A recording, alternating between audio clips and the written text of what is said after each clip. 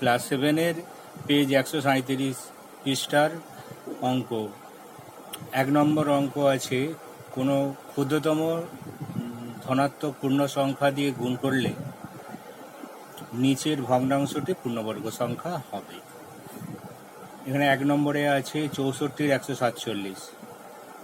64-র উৎপাদককে নির্ণয় করলাম, অর্থাৎ পেলাম 2 2 2 2 2 2। আবার 147-এর উৎপাদকটি গুলির মধ্যে আমরা পেলাম 7 7 3।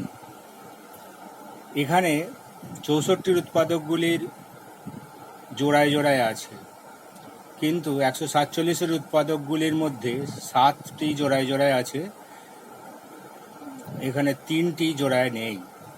সুতরাং এই ভগ্নাংশটিকে 3 দিয়ে গুণ করতে হবে, তবে পূর্ণবর্গ সংখ্যা হবে।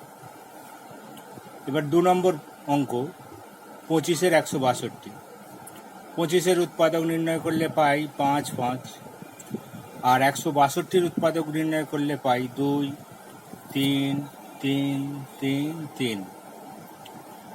এখানে দেখতে পাই 25-এর উৎপাদক 5 জোড়ায় জোড়ায় আছে, আর 162-র উৎপাদক 3 3, দুটো 3ই জোড়ায় আছে, কিন্তু 2টা জোড়ায় নেই। সেই জন্য দেখলাম যে 2 দিয়ে ভগ্নাংশটিকে গুণ করতে হবে, তবেই পূর্ণবর্গ হবে। এরপরে আমরা পরের পৃষ্ঠায় এলাম। 3 নম্বর অঙ্ক, 100/128। 100-কে উৎপাদকে ভাগ করলে পাই 2 2 5 5। এখানে 2ও জোড়ায় আছে, 5ও জোড়ায় আছে। এবার 128-কে উৎপাদকে ভাঙলে পাওয়া যায় 2 2 2 2 2 2 2। এখানে এই দুটো 2 জোড়ায় আছে, এই দুটো 2 জোড়ায় আছে, এই দুটো 2 জোড়ায় আছে, কিন্তু প্রথম 2টা ধরলাম জোড়ায় নেই। দেখো, এখানে 100-এর উৎপাদকগুলি জোড়ায় জোড়ায় আছে, আবার 128-এর উৎপাদকগুলির মধ্যে 2 জোড়ায় নেই। সুতরাং ভগ্নাংশটিকে 2 দিয়ে গুণ করতে হবে, তবেই পূর্ণবর্গ হবে। এরপরে 4 নম্বর অঙ্ক, 81/288। 81-এর উৎপাদক 3 দিয়ে গেলে 27, আবার তাকে 3 দিয়ে গেলে হয় 9, আবার 9-কে 3 দিয়ে গেলে হয় 3। পেলাম 3 3 3 3।